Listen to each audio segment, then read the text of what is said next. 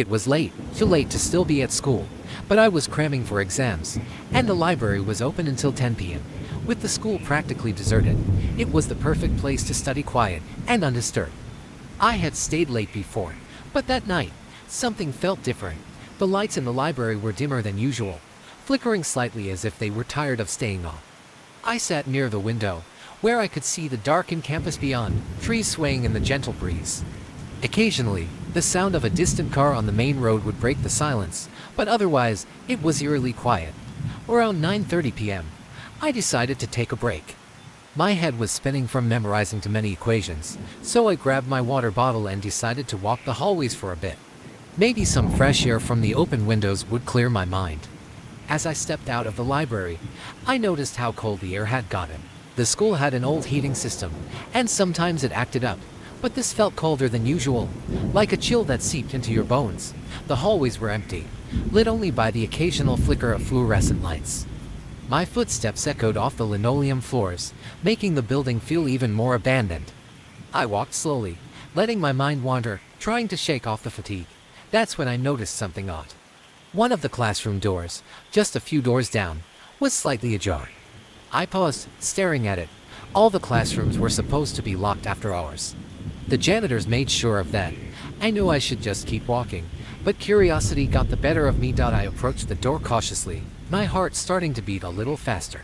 As I reached out to push it open, a draft of cold air rushed out, making me shiver. I hesitated for a moment before stepping inside.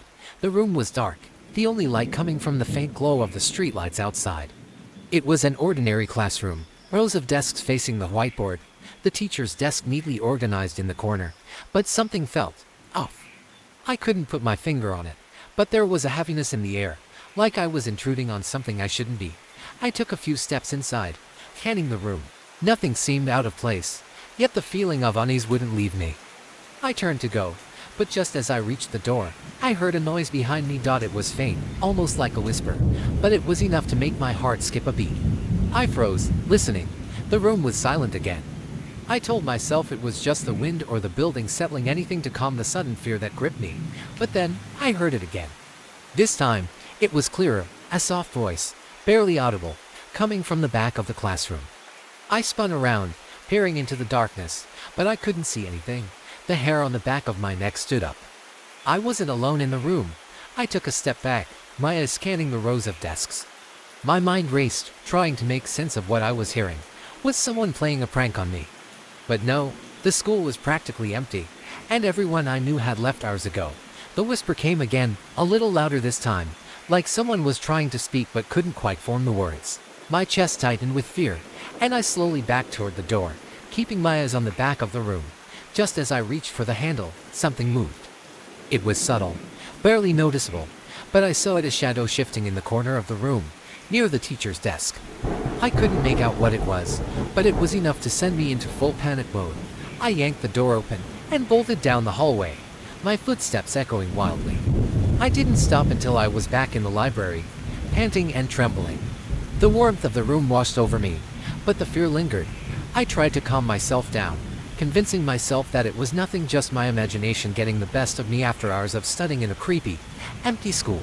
But deep down, I knew what I had heard, what I had seen. I grabbed my things and left the school as quickly as I could, the cold night air feeling strangely comforting after what I had experienced inside. I didn't look back as I walked to my car, desperate to leave the building behind. The next day, I couldn't shake the feeling of unease. I asked around, casually at first, about the classroom if anyone had ever noticed anything strange in there. To my surprise, a few of my classmates mentioned hearing whispers near that same room late at night, and one even claimed they had seen a shadowy figure move behind the desks. None of us ever stayed late at school again. It started innocently enough, a late-night study session in the school's gymnasium. Our basketball team had a big game the next day, and I was tasked with setting up the bleachers and scoreboard. It was supposed to be quick, just an hour or so. But by the time I finished, the school was eerily quiet, the hallways deserted, and darkness had completely swallowed the building. I had always thought of school as a safe place, even comforting in its familiarity. But that night, it felt different.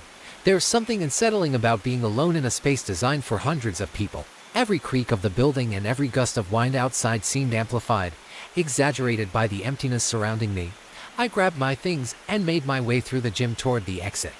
As I approached the doors, I realized I had forgotten my jacket on the bleachers.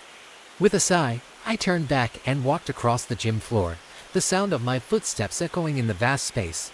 That's when I heard it, a soft shuffling noise, like something moving just out of sight. I froze, straining to hear more. At first, there was only silence. But then, faintly, it came again, the unmistakable sound of footsteps, not mine, but heavier, slower, as if someone or something was moving across the gym floor. My heart started to race, and I spun around, scanning the dark corners of the gym. The dim emergency lights barely illuminated the space, casting long shadows that seemed to shift and flicker with every movement I made. I told myself it was just the building settling, or maybe the wind outside. But deep down, I knew that wasn't true. The footsteps continued, growing louder, closer. They echoed in the empty gym, sending chills down my spine. I clutched my jacket, my fingers trembling as I slowly backed toward the exit. I could feel the air grow colder, heavier, as if something unseen was watching me, following me. I finally made it to the door and pushed it open with shaky hands. The hallway beyond was just as dark and silent as the gym, but at least it felt less oppressive. I stepped out and let the door close behind me with a soft thud, cutting off the sound of those unnerving footsteps. I took a deep breath, trying to steady myself. It was over. I was just tired, and my mind was playing tricks on me. But as I started walking down the hallway, I realized from the sinking feeling that I was wrong. The footsteps hadn't stopped. They were still there. I could hear them behind me, slow and deliberate, as if something was pacing just out of sight, waiting. Panic surged through me, and I quickened my pace. The fluorescent lights flickered above me as I hurried down the hallway, trying to convince myself that there was nothing there, that I was just imagining things. But the footsteps didn't go away. They followed me, relentless and unnerving, growing louder and more distinct with every step I took. My breath came in ragged gasps as I reached the end of the hallway and turned the corner. Ahead of me was the main entrance, just a few yards away. If I could make it outside, I'd be safe. That's what I kept telling myself. As I sprinted for the door, I felt a cold gust of wind blow through the hallway, sending papers fluttering and my heart pounding in my chest. The temperature dropped so suddenly that my breath misted in front of me, and the lights flickered again, this time plunging the hallway into momentary darkness. When the lights flickered back on, I saw it, a shadow, darker than the surrounding gloom, standing at the far end of the hallway, just where I had turned the corner. It wasn't fully formed, just an outline, a vague, humanoid shape, but it was enough to make my blood run cold. I didn't stop to think. I bolted for the door, yanking it open and stumbling outside into the crisp night air. I slammed the door behind me and stood there, panting, staring at the darkened windows of the school. There was no sign of the shadow, no sign of anything unusual. The building was as still and silent as ever, the only sound the distant hum of traffic on the nearby road. But I knew what I had seen. I knew that something had been there, something that didn't belong. I never stayed late at school again after that night. I never told anyone what happened either. Who would believe me? It was just a shadow. After all, just a trick of the light, a product of my overactive imagination. But sometimes, late at night, when I'm lying in bed, I can still hear those footsteps, slow and deliberate, echoing in the back of my mind. And I wonder if that shadow is still there, waiting, pacing the empty halls of the school, searching for someone else to follow. It was a Friday, and I had stayed late at school to work on a project. The halls were already deserted by 6 p.m., except for a few teachers grading papers in their offices. I figured I'd finish up in the library, print out my final draft, and be on my way home before it got too dark. The school was old, with long, narrow hallways and creaky wooden floors. As I walked through the empty halls, the echo of my footsteps was unnerving. The usual buzz of students and teachers was gone, replaced by a heavy silence. I told myself to relax. There was nothing scary about an empty school. But that night, something felt different. When I reached the library, the door was slightly ajar. It was strange because Mrs. Jenkins, the librarian, was always meticulous about locking up before she left. I pushed the door open and peeked inside. The room was empty, just rows of darkened shelves and the glow of the computer monitors in the corner. I shrugged it off and found a seat at one of the tables, plugging in my laptop. As I worked, the silence became more oppressive. The only sound was the soft hum of the air conditioner and the occasional creak of the floor as the building settled. I tried to focus on my work, but I couldn't shake the feeling that I wasn't alone. At first, I thought it was just nerves. The quiet, the isolation, it was enough to make anyone uneasy. But then, I heard something. A faint sound, like a whisper coming from the back of the library. I froze, straining to hear it again. For a moment, there was nothing, just the dull thrum of the air conditioner. But then it came again, clearer this time, like someone was whispering my name. My heart started to race. I turned around, scanning the dark corners of the library, but saw nothing. I told myself it was just the wind, or maybe one of the teachers down the hall. But deep down, I knew that wasn't true. I tried to go back to my work, but the whispering continued. It was soft, almost inaudible, but it was there, persistent, insistent. I felt a cold chill run down my spine. This wasn't normal. Finally, I couldn't take it anymore. I stood up, closed my laptop, and decided to leave. As I reached for my bag, something caught my eye. A shadow moved in the corner of the room, near the back shelves. It was quick, just a flicker, but it was enough to make my blood run cold. I grabbed my things and bolted for the door. My footsteps echoed loudly as I rushed down the hallway, and I couldn't shake the feeling that something was following me. I glanced back, but the hallway was empty.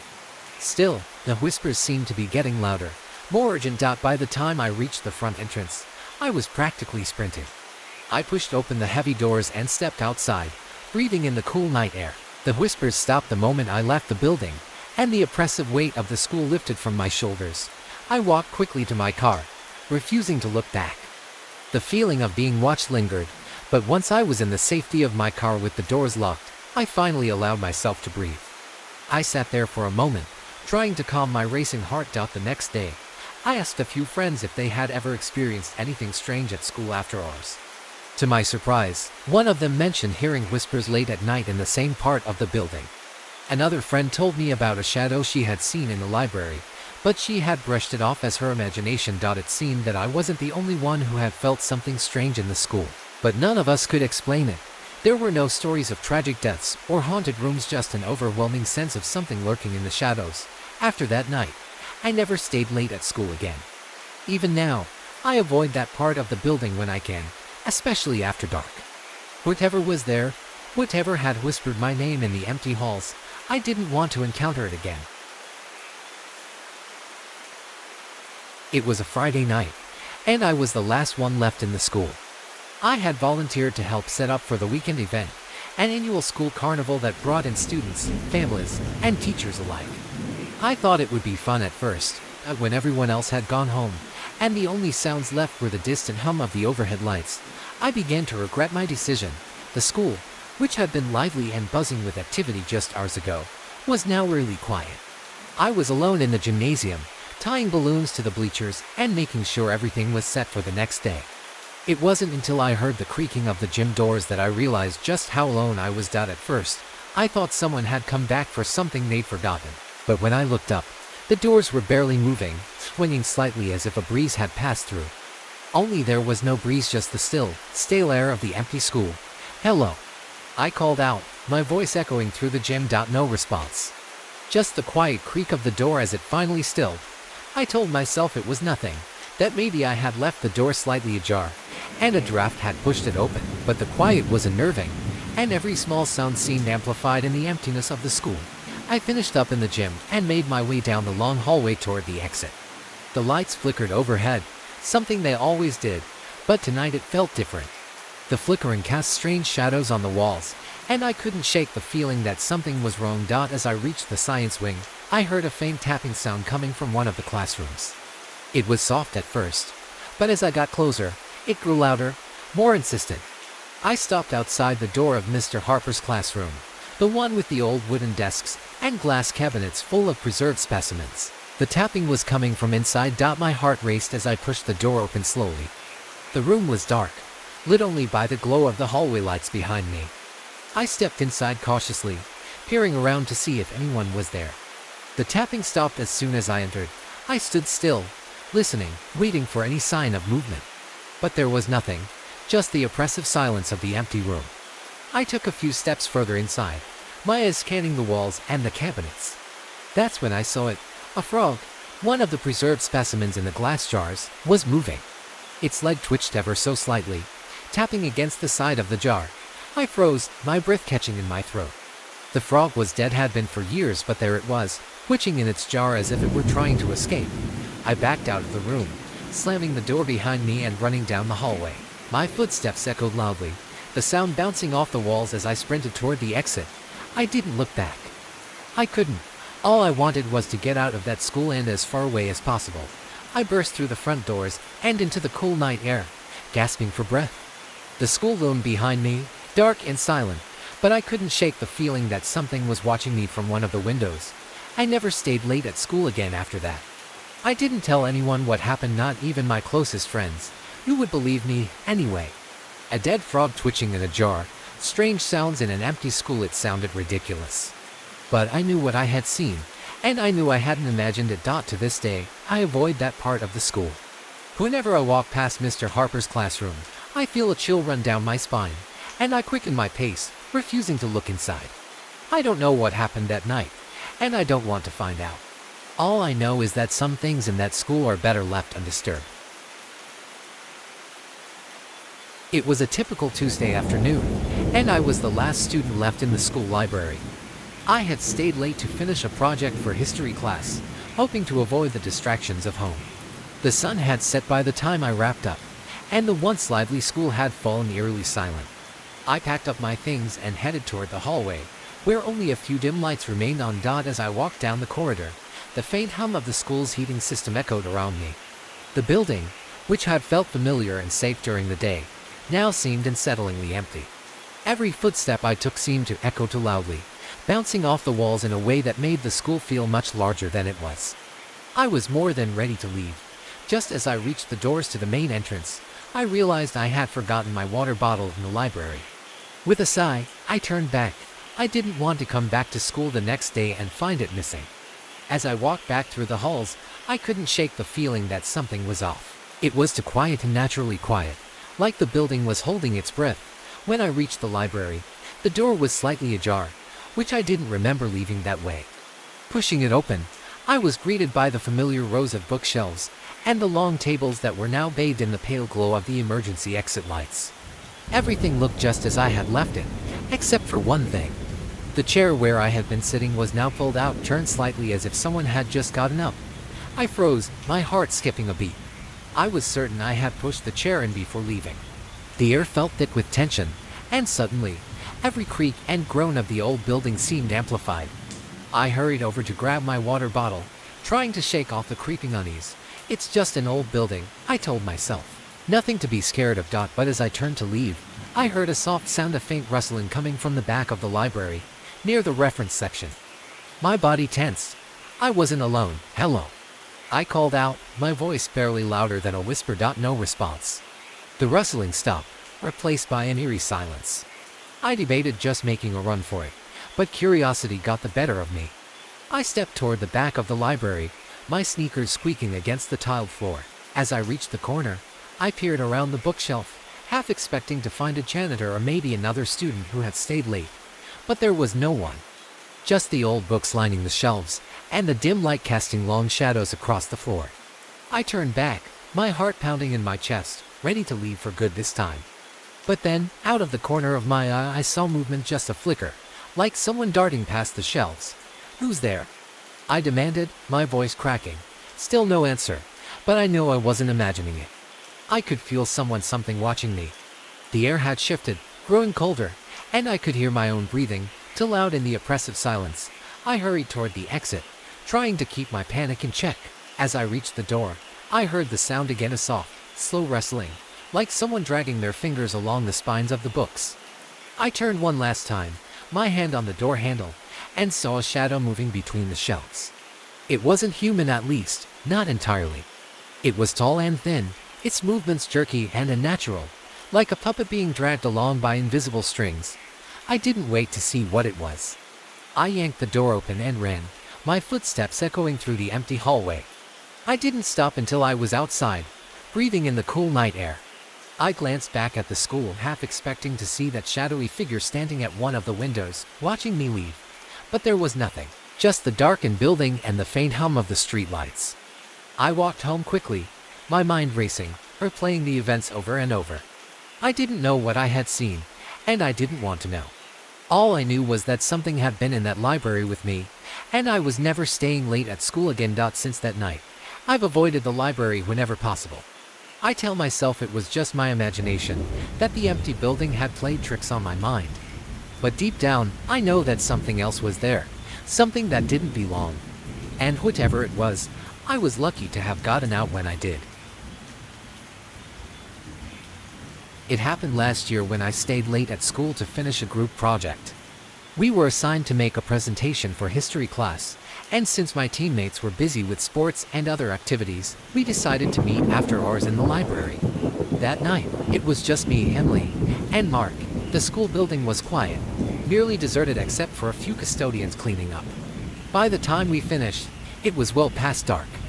The school had that unsettling stillness that only comes after everyone has left, the kind where every little noise echoes louder than it should. Emily suggested we head out together, but Mark wanted to check something in his locker before we left. We agreed to wait for him by the main entrance. As we walked through the darkened halls, the fluorescent lights flickered slightly. I remember how cold it suddenly felt, despite the heating system humming softly in the background. Emily and I stood near the front doors, chatting quietly to pass the time. But after what felt like too long, Mark still hadn't come back. Maybe he got distracted, Emily said, though she didn't sound convinced. Should we check on him? We both knew the answer was yes. The idea of splitting up in an empty school late at night wasn't exactly comforting, but we couldn't just leave him behind. So, reluctantly, we turned and headed down the hallway toward the lockers. As we walked, the silence seemed to grow thicker, heavier. The further we got from the main entrance, the more isolated I felt. The hallway stretched out endlessly in front of us, and every shadow seemed deeper, every corner darker. I couldn't shake the feeling that someone or something was watching us. "Mark," Emily called out as we approached the locker area. Her voice echoed down the corridor, but no response came back. We exchanged nervous glances. It wasn't like Mark to just disappear like that. He was always the reliable one, the guy who never left anyone hanging. We turned the corner into the locker bay, expecting to see him rummaging through his things. But the place was empty. Mark's locker door was wide open, but there was no sign of him anywhere. "Where could he have gone?" Emily whispered, her voice tight with worry. "I don't know," I replied, trying to keep my own anxiety in check. "Maybe he went to the restroom or something." Just then, we heard it. The sound was distant but unmistakable, and it sent a chill down my spine. "Did you hear that?" Emily asked, her eyes wide.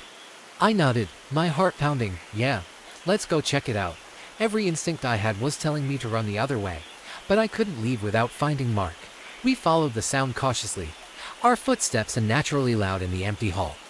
As we got closer, the tapping noise became more rhythmic, almost deliberate. It was coming from the old gym, which hadn't been used in years.